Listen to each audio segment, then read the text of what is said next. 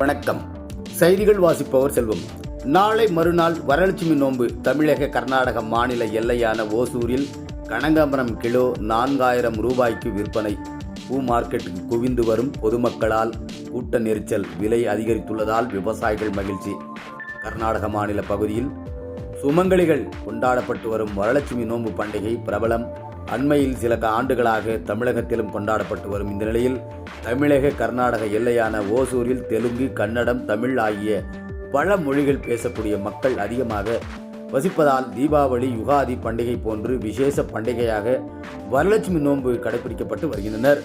நாளை மறுநாள் வெள்ளிக்கிழமை வரலட்சுமி நோன்பு கொண்டாட தயாராகி வரும் இந்த நிலையில் கிருஷ்ணகிரி மாவட்டம் ஓசூர் மாநகரம் பேருந்து நிலையம் எதிரே உள்ள புகழ்பெற்ற மலர் சந்தையில் பூக்களை வாங்க பெண்கள் குவிந்து வருகின்றனர்.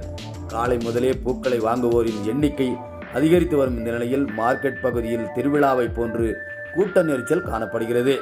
பொதுமக்களிடம் கூட்டம் அதிகரித்ததால் தடை செய்யப்பட்ட பிளாஸ்டிக் கவர்கள் சட்டங்கள் காற்றில் பறந்து பிளாஸ்டிக் கவர்களும் அதிக அளவில் பயன்பாட்டிற்கு வந்துள்ளது.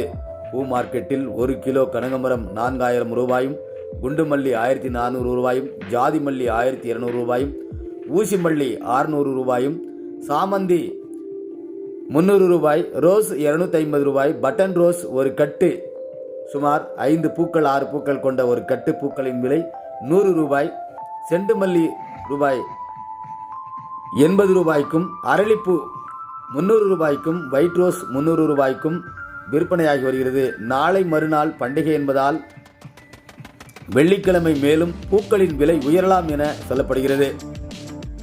சற்று பூக்களின் விலை உயர்ந்துள்ளதால் விவசாயிகள் மகிழ்ச்சி அடைந்துள்ளனர்.